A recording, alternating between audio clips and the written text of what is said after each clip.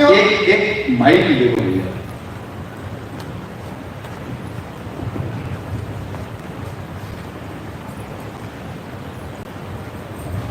महाराज जी को जन्मवंदन और सब अतिथियों को प्रणाम। सबसे पहली बात है कि जो अपन ने जो भस्म बनानी है अगर उसको अग्निहोत्र द्वारा भस्म बना दिया जाए तो मेरे ख्याल से तो सोने में सुहागा हो सकता है। बस महाराज जी के थोड़ा सा अग्निहोत्र भी प्रचार हो जाए। देखो ये अग्निहोत्र पर मैं थोड़ी सी बात आपसे कर लेता हूँ।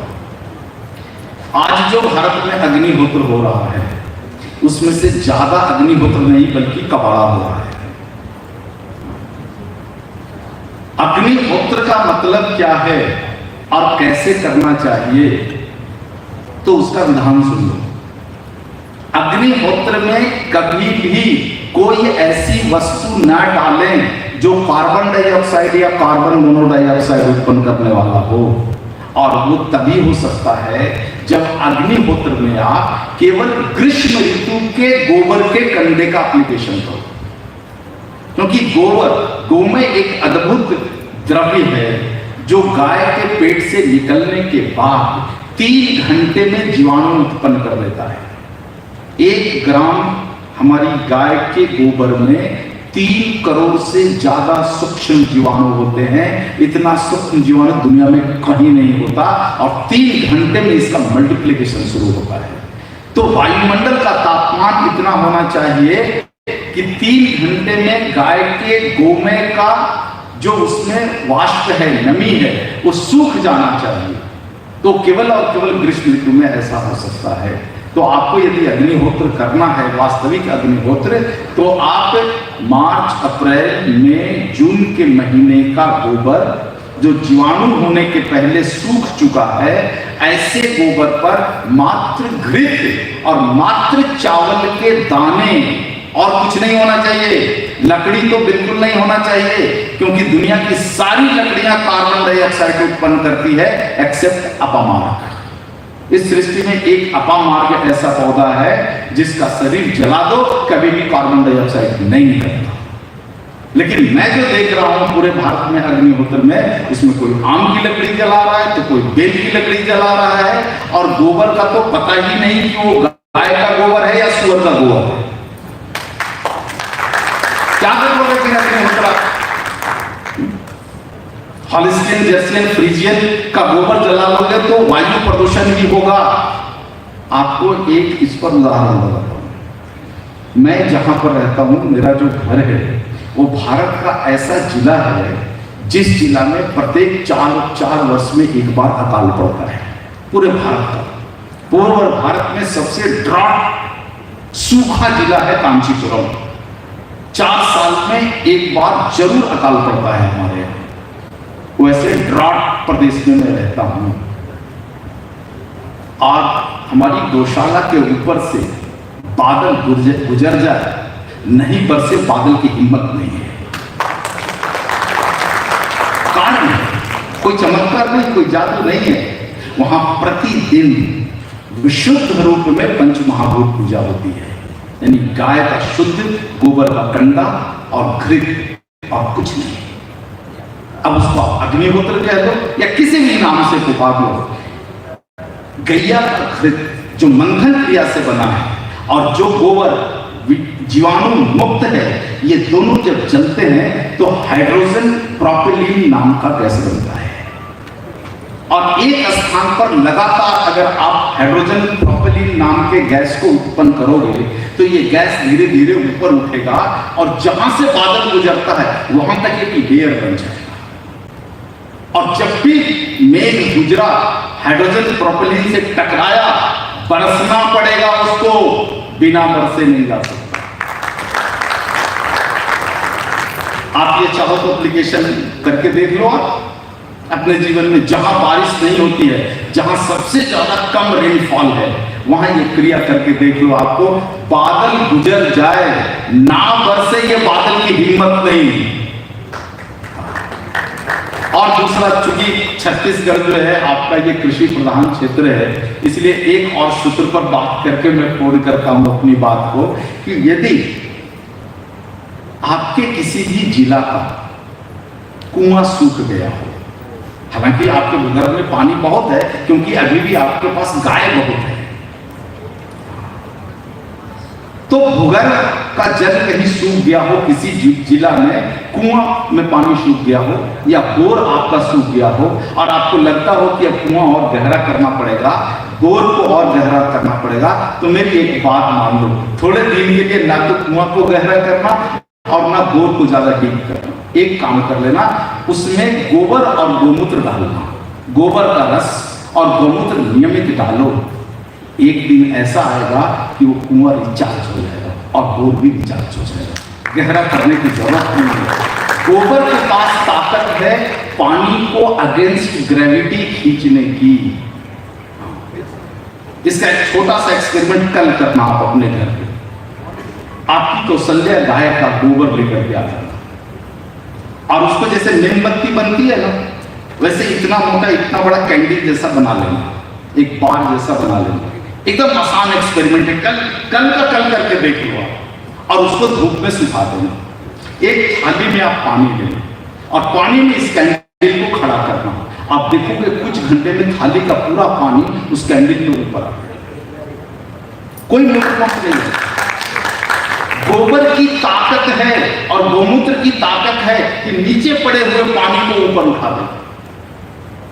ये इसका मूल गुण है। तो आपकी धरती पर इतने सारे गाय हैं, छत्तीसगढ़ की धरती पर।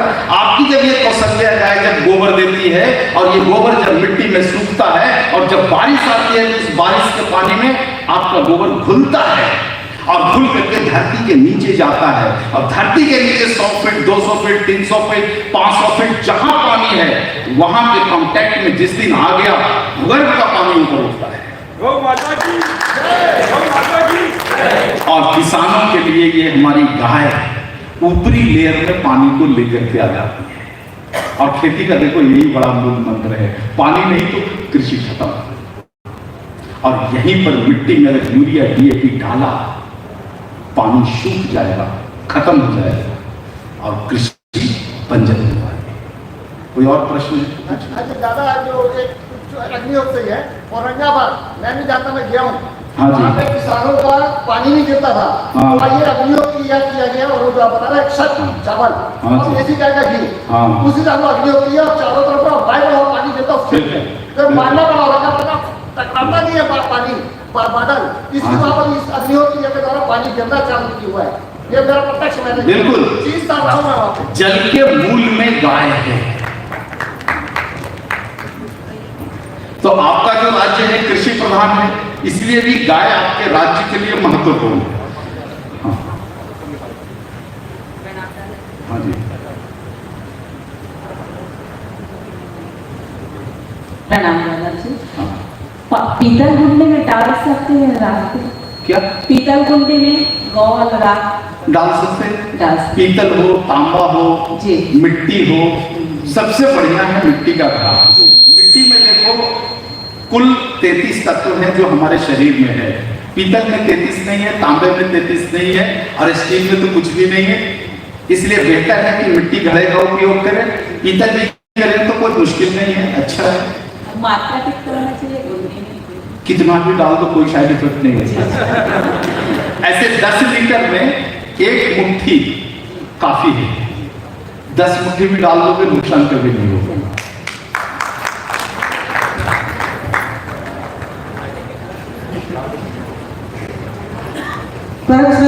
सत्संग। मेरा एक सवाल है स्वामी जी कि हम छत्तीसगढ़ में आप जैसे बोल रहे कि सबसे ज्यादा गाय है यहाँ पे संख्या, सबसे ज्यादा है नहीं बोला जी, मतलब लेकिन जिन राज्यों में ज्यादा है उनमें आप भी एक हो। जी। तो मेरा एक प्रश्न ये है कि जितनी ज्यादा संख्या में हम हैं उतनी ही ज्यादा संख्या में भूचड़ खाने ले जाकर हमारे गायों की हत्या की जाती है और उससे क्या होता है कि जो गो मांस खाने वालों की संख्या बढ़ती जा रही है। उसके लिए क्या किया जाए, क्या पहल किया जाए इस अभियान के तहत? देखो जहां तक मेरी जानकारी है कि छत्तीसगढ़ में गौ मांस का डोमेस्टिक मार्केट कम है, एक्सपोर्ट का मार्केट ज्यादा है। आप छत्तीसगढ़ वाले ज्यादा नहीं खाते हो, आप सप्लाई ज्यादा करते हो। तो गाय के लिए एक जागृति आप फैलाइए कि गाय कोई धर्म का विषय नहीं, बल्कि हमारी सामाजिकता का विषय है, हमारे हेल्थ का विषय है। जब ये सारे गुण जो आपने सुने गाय के बारे में, और आप सोच रहे हो कि मैं गाय के विज्ञान का पंडित हूं, तो ये भूल मत करना। गाय का विज्ञान अथाह समुद्र है और मेरा नॉलेज 2 मटके पानी के बराबर है, उससे ज्यादा है। तो जितना बड़ा गाय का विज्ञान है, इसमें से 2 मटका भी अगर आप किसी को बता दोगे, उसका दिल कभी नहीं करेगा कि वो गाय को बेच दे कसाई के हाथ। तो आपको एक सामान्य व्यक्ति के में जागरूकता लानी पड़ेगी गाय के बदले, कि गाय कटी तो कसाई को 500 रुपए मिल सकते हैं, और गाय बची तो उसी कसाई को गाय से प्रतिदिन 500 रुपए मिल सकते हैं। जब तक ये जागरूकता नहीं लाओगे, गाय जब तक आमदनी का सोर्स नहीं बना दोगे, इनकम का सोर्स नहीं बना दोगे, तब तक ये क्रिया चलती रहेगी। और इसीलिए हम सभी गविशुद्धों का एक प्रयास है कि कम से कम गाय आधारित चिकित्सा शास्त्र की स्थापना भारत में कर दें, ताकि गाय से जब लोगों की चिकित्सा हो तो गाय हत्या की तरफ कोई सोचे नहीं। तो आज के युवा गाय के गव्यों से चिकित्सा पर देखो अपने कैरियर के लिए आ गया है। ये जितने बच्चे देख रहे हो, इसमें से कोई बुढ़ा है क्या? सब युवा हैं और सब अपने कैरियर की तलाश में हैं कि गाय के विज्ञान में मुझे कैरियर मिले, गाय के विज्ञान में हमें रोजगार मिले, गाय आधारित मैं इंडस्ट्री खड़ा करूं। तो जिस दिन भारत में गाय आमदनी की अच्छी सोर्स हो जाएगी, इनकम की अच्छी सोर्स हो जाएगी, उस दिन गाय कटना बंद हो जाएगा। अरे कटी तो एक बार पैसा दे, और गाय बची तो प्रतिदिन पैसा देगी। प्रतिदिन किसको पैसा नहीं चाहिए बताओ? तो स्थापित करो अपने जीवन में गाय के उत्पाद का उपयोग लाना शुरू तो कीजिए। मैं तो कहता हूं जो लोग ये ढिंडोरा पीटते हैं कि मैं गौरक्षा से जुड़ा हूं, गौरक्षा से जुड़ा हूं, उनके घर में जाकर के देखो कितना गौ उत्पाद का उपयोग होता है, 0। आप कौन सी गौरक्षा कर रहे हैं? गौरक्षा असली मामले में मायने में अगर करनी है तो आप अपने जीवन की सारी वस्तुओं को गाय आधारित करो। इतना बड़ा बाजार खड़ा हो जाएगा गाय का और गाय के गव्यों का कि काटने वालों को भी प्रतिदिन पैसा मिलने लगेगा गाय से, और उनकी हिम्मत नहीं होगी कि वो अपनी इंडस्ट्री को चौपट कर दे। गाय को इंडस्ट्री बना दो, इनकम का सोर्स बना दो, कोई हंगामा की जरूरत नहीं है। गाय पैसा देगी, कोई नहीं काटेगा। आज समय नहीं है, वरना बहुत सारे ऐसे उदाहरण मैं आपको रख सकता था। गुरुजी प्रणाम। आपने जैसे बोला कि चावल का प्रयोग करना चाहिए, तो चावल के प्रयोग में जैसे हम लोग यहाँ सिल्की साटेक्स राइस खाते हैं, सारे लोग पॉलिश राइस खाते हैं, तो चावल को किस रूप में खाना चाहिए खाना? देखो, चावल नुकसानदायक तभी होता है जब वो पॉलिश हो जाता है। कभी भी पॉलिश वाला चावल नहीं खाना चाहिए, कभी भी बड़े मिल का चावल मत खाओ। जब से सल्लर मिल आया है भारत में, तभी से चावल बदनाम हुआ है। और जब तक भारत का आदमी हाथ टूटा, ढेकी टूटा और छोटे हलम का चावल खा रहा था, तब तक इसका दुष्परिणाम नहीं था। आप अपने पुरानी मिल को लेकर के आइए और फिर देखो चावल हमारे जीवन के लिए औषधि है, संतुलित आहार है। केवल चावल का पानी पी करके मनुष्य चाहे तो अपनी पूरी जिंदगी निकाल देगा, उसके शरीर में कोई एलिमेंटल डिफिशियंसी नहीं हो सकती, केवल चावल के पानी से। और देखो, चावल खाने वाले जितने भी प्रदेश हैं, सब टॉप इंटेलिजेंट हैं। अब देखो, भारत सरकार के जितने भी इंटेलिजेंसी डिपार्टमेंट्स है, सभी में चावल खाने वाले लोग। कार्यक्रम के कड़ी में जिनका और प्रश्न है वे पूछ सकते हैं। हमारे गुरुजी जी अभी बैठे हुए हैं, हेलो, माइक दे दिया जाए।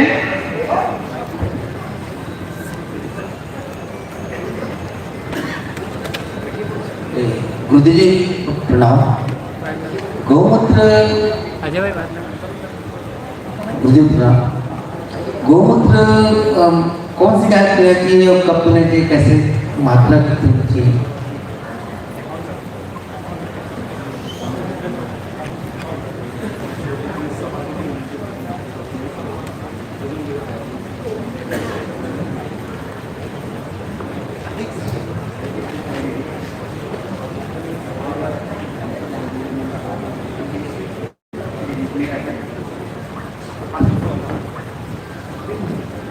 गुरुदेव जी प्रणाम जी।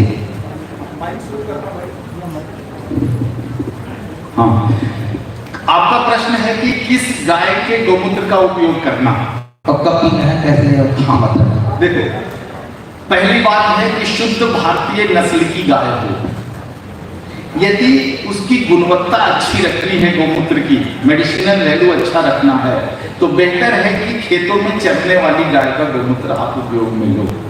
जिस गाय का मूत्र आप पीने के काम में ले रहे हैं वो गाय बीमार नहीं होनी चाहिए और उसकी आयु 28 साल से अधिक होनी चाहिए। यदि वो बच्चा दी है तो शुरू का 30 दिन और बाद का 30 दिन नहीं होना चाहिए, ग्रहण का दिन नहीं होना चाहिए, एकादशी का दिन नहीं होना चाहिए, अमावस्या का दिन नहीं होना चाहिए।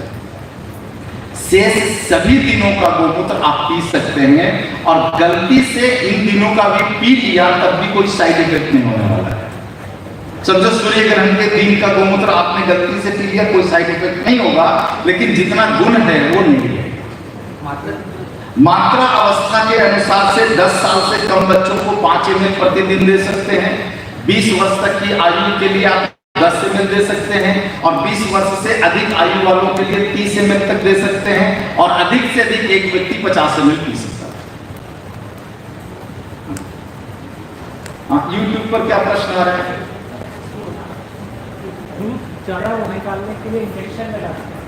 हाँ, दूध ज्यादा निकालने के लिए इंजेक्शन लगाते हैं। हाँ, वो तो बिल्कुल गलत है। अब देखो, भारतीय नस्ल की गाय पर इंजेक्शन नहीं लगता है, वो सुपर ब्रीड वाला पर लगता है। हॉलिस्टियन, जर्सी, फ्रीजियन जो है पिग ब्रीड का, वहां लगता है। मैं उस विषय पर बात नहीं कर रहा हूँ, शुद्ध भारतीय नस्ल की गाय पर बात कर रहा हूँ। उसके थन में दूध ज्यादा होता नहीं, इसलिए वो इंजेक्शन जो है वो नपुंसकता फैलाने वाला इंजेक्शन है। आज जो मैंने जो रखा आपके सामने आंकड़े कि भारत की आधी जनसंख्या नपुंसक हो गई है, वो डेयरी के दूध के कारण हुआ है। क्योंकि भारत का कोई भी डेयरी, टॉप से टॉप डेयरी का नाम ले लो आप, सब दूध के नाम पर जहर बेच रहे हैं, कोई भी दूध नहीं बेच रहे हैं। सारे भारत के डेयरी में 2 जहर होते हैं, हाइड्रोजन पेरोक्साइड और सोडियम लॉरेल सल्फेट। उसके बिना कोई भी डेयरी दूध बेच ही नहीं सकता। इसलिए डेयरी का दूध ना पियो तो अच्छा है, अपने बच्चों को ना पिलाओ उससे भी अच्छा बात है। गर्म पानी पिला दो, कम से कम पेट के रोग नहीं होंगे। मुझे आपने कहा कि खेतों में या महानगर से जो गाय चलती है वो उत्तम, लेकिन हम शहरों में रहते हैं, यहाँ तो खेत ही नहीं रहता है, तो घर में उस गाय को क्या चारा खिलाया जिससे वो अच्छी रहे, उसको कोई भी खेती से निकला हुआ जो अनाज का अवशेष है, जैसे धान से निकला हुआ धान का पौधा, पुआल जिसको कहते हैं, चने का पौधा या फिर दाल के छिलके, ये सब गाय को खिला सकते हैं। अंतर इतना ही होगा कि गोमूत्र उतना गुणकारी नहीं होगा, लेकिन वो कभी भी गड़बड़ नहीं करेगा। तो हम बाहर से घास अगर काट बिल्कुल दे सकते हैं। यदि आपके पास व्यवस्था नहीं है तो आप बाहर से चारा ला करके दीजिए, गाय को दे सकते हैं। और एक चीज आपने जैसे कहा, ये गाय के गोबर से जो हम जला करके फसल बनाते हैं, तो जो गोबर शब्द है, जो नंदी महाराज होता है, तो उनका भी गोबर वही काम करता है कि सिर्फ गाय का गोबर होना चाहिए? गावो समस्या संपूर्ण गौवंश, क्योंकि मेरे पास गोबर नहीं है। संपूर्ण गौवंश।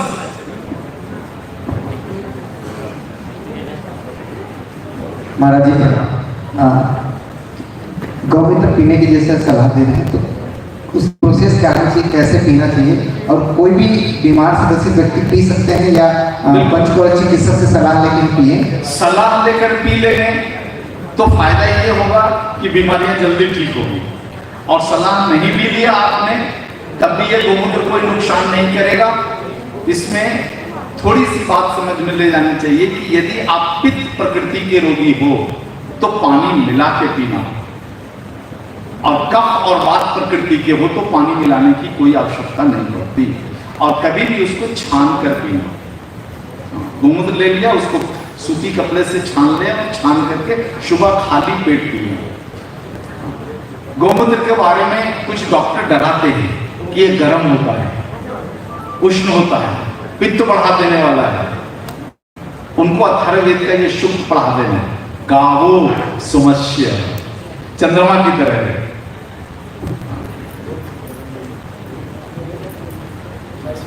यूट्यूब वाले प्रश्न आप चाहो तो बोल सकते हो। हाँ, बोलिए।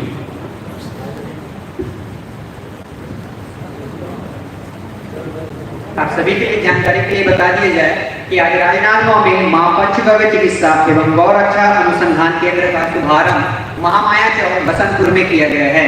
तो आप सभी को जिस किसी को भी इसकी आवश्यकता हो तो आप वहाँ पे संपर्क कर सकते हैं। और कोई प्रश्न है?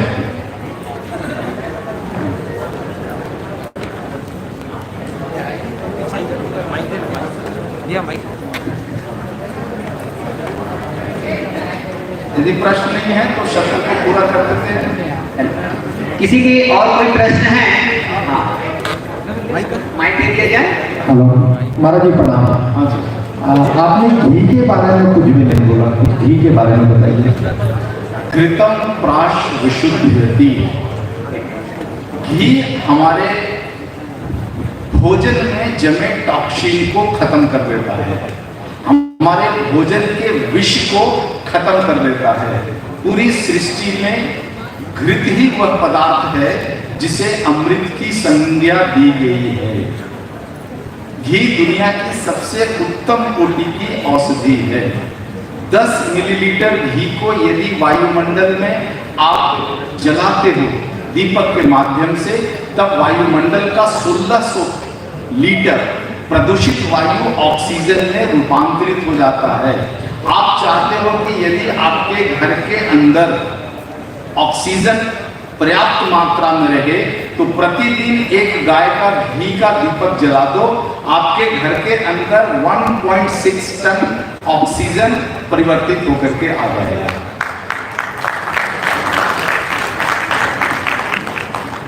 और किसी के प्रश्न? और किसी? हाँ, वहां पे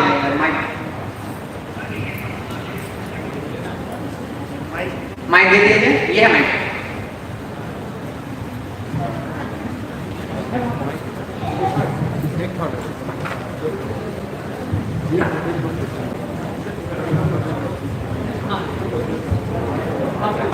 महाराज जी प्रणाम।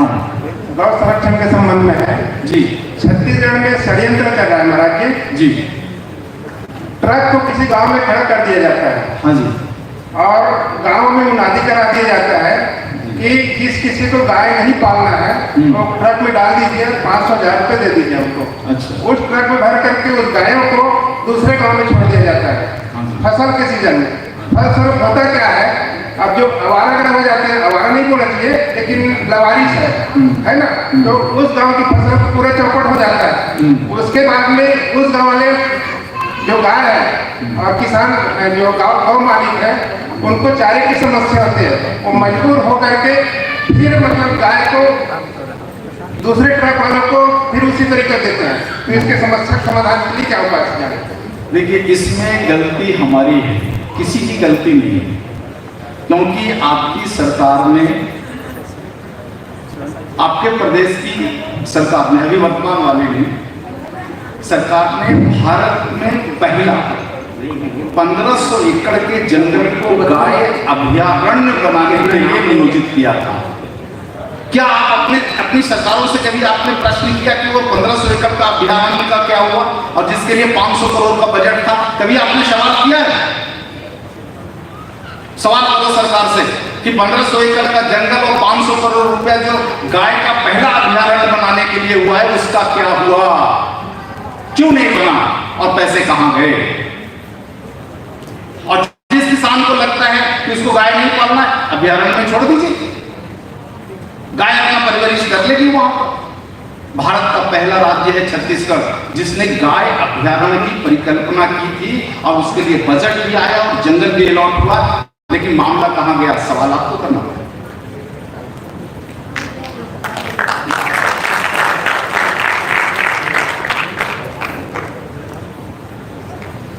चलिए, समय की थोड़ी हमें को ध्यान में रखते हुए एक लास्ट क्वेश्चन। चलिए, सवाल आने आइए, देखो जिज्ञासा लेके नहीं जाना। गुरु जी की आज्ञा दी गई है तो आपके जितने भी क्वेश्चंस हैं आप ले पूछ सकते हैं। और कुछ काम है क्या? बस एक अच्छा, कुछ प्रमाण पत्र होते हैं, तो साथ में चलते रहता, सवाल भी और प्रमाण पत्र भी दोनों चलता रहे। जी ग्रिप के बारे में कुछ है लेकिन ये पहले बताना चाहिए।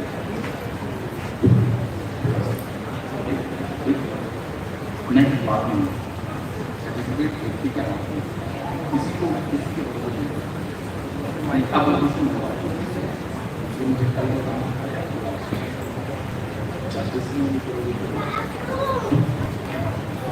नहीं समझ जो हाँ बोलिए। गुरु जी, ये विद के बारे में गाय का घी, भैंस के दूध का घी और इसमें बिलोना घी, इसके महंगाई से निकाला हुआ घी, थोड़ा इसका अंतर थोड़ा बताएंगे। देखो, भैंस का जो घी है उसको तकनीकी भाषा में कहते हैं LDL वाला घी, यानी लो डेंसिटी लिपोप्रोटीन घी। ये घी उसके लिए उपयोगी है जो शारीरिक श्रम करता है। शारीरिक श्रम करने से लो डेंसिटी प्रोटीन पच जाता है, लेकिन जो लोग शारीरिक श्रम नहीं करते हैं उनके पेट में लो डेंसिटी लिपोप्रोटीन घी नहीं पचता, यानी भैंस का घी नहीं पचता, यानी होलिस्टियन, सचियन, फ्रीजियन का घी नहीं पचता। गाय का घी HDL वाला घी है, हाई डेंसिटी लिपोप्रोटीन वाला घी है। गाय का घी पी जाओ, पी के बैठे रहो तभी पच जाएगा। और बिलोना वाला घी है तो वही घी है और शेष सब बटर ऑयल है। जो दही मथ करके मक्खन निकल के बनता है वही घृत है, और जो कच्चे दूध को मथ के बटर निकाल करके बनाते हैं वो घी नहीं, इट्स कॉल्ड बटर ऑयल।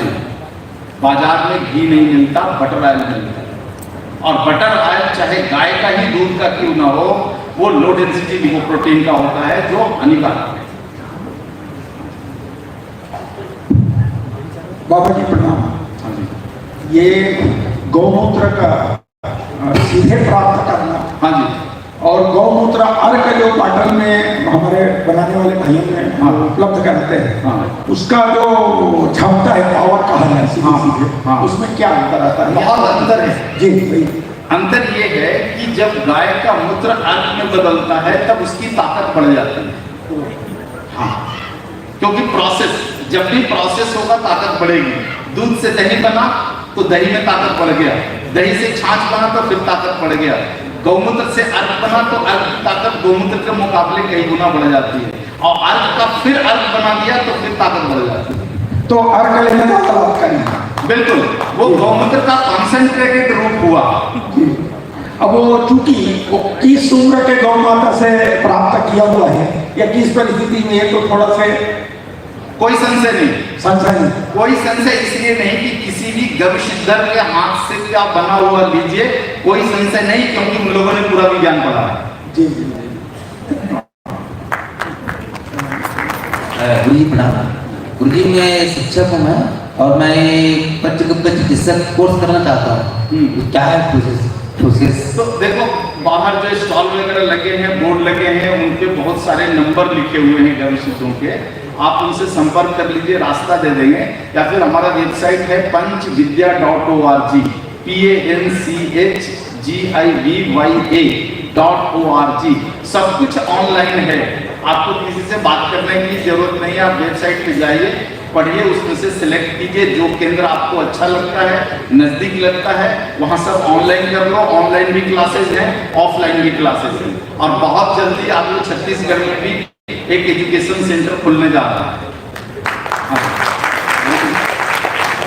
और सही है, और हमें कई बार और लगते हैं इसमें, अगर इसमें तुलसी के पत्ते या पुदीना के पत्ते या फिर गिलोय के पत्ते इस तरीके से कर सकते हैं। बिल्कुल, आप किसी भी गविशुद्ध के पास जाओगे तो उनके पास 16 से 18 तरह के कंपोजिशन वाले अर्क मिलेंगे। एक एक बीमारियों के लिए अलग अलग तरह के वनस्पतियों के कंपोजिशन के अर्क मिलेंगे, वो सही है।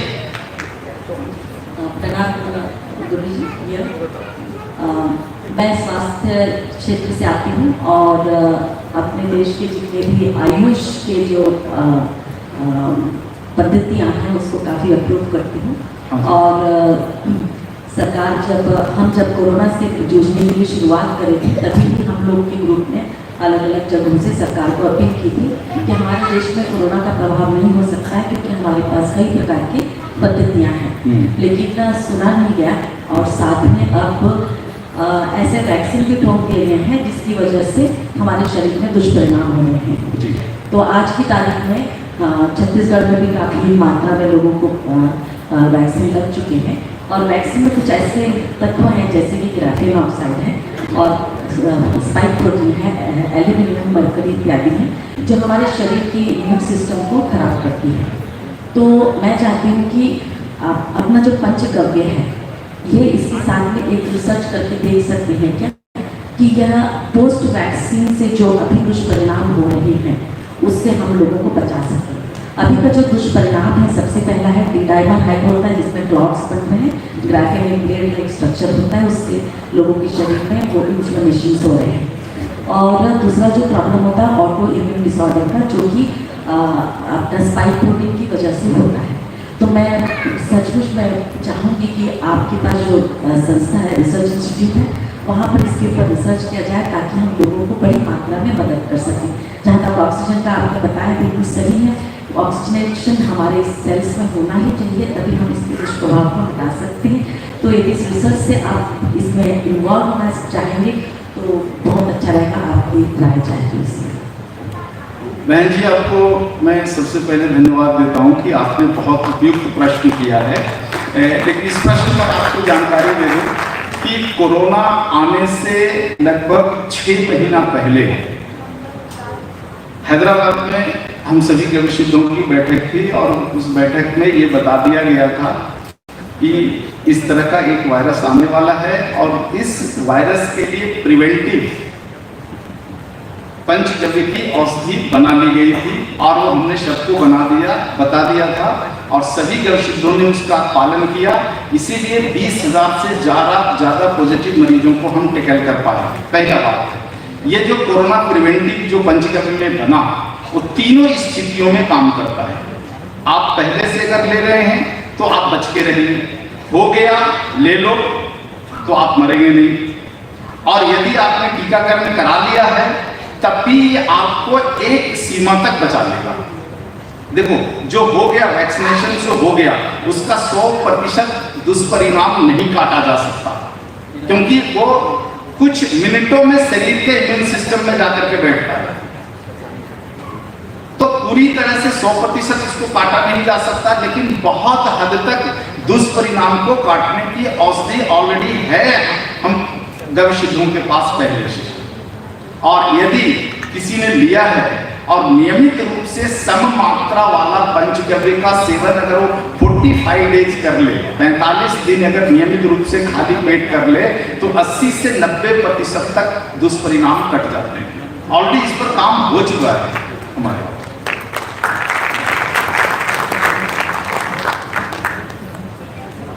हमने सरकार को भी, पीएम को भी, पीएमओएस को भी और आयुष मंत्रालय को भी सबको उसी समय लिख के भेजा और जो परिणाम आया ये मरीज के हमने डॉक्यूमेंट्री बना करके भी भेजा।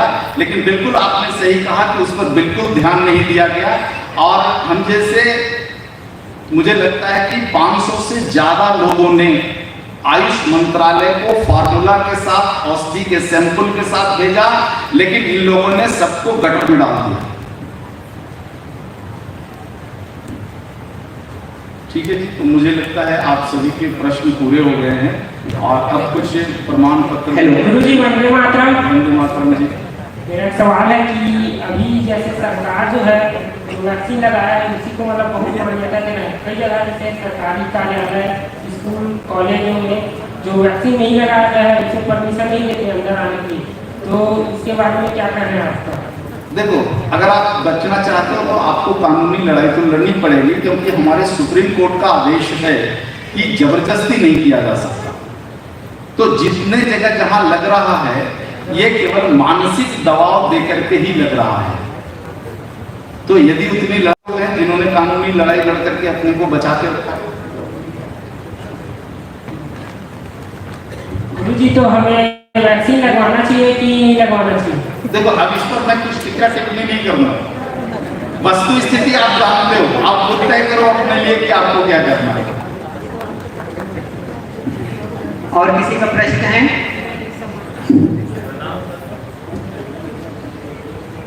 प्रणाम सर। सर मेरा क्वेश्चन ये है कि एलर्जी कैसे खत्म करें? मेरे को धूल धक्कड़ और मौसम चेंज होता है ना तो एलर्जी हो रही है, छींक आता है। गौमूत्र के साथ तुलसी का एप्लीकेशन 90 दिन तक कर लो, दुनिया की कोई भी एलर्जी करती है। और सर नी ब्लड हो गया मेरा, दोनों नी। तो अब उसके लिए किसी गविष्य से मिलो, आपको चिकित्सा कर देंगे। पंचगव्य में बहुत सारी औषधियां हैं जो आपके शरीर के हड्डियों के बीच के लुब्रिकेंट को मैन्युफैक्चरिंग कर देते हैं, नया बना देते हैं। तो आप इनके संपर्क में आइए। Thank you sir.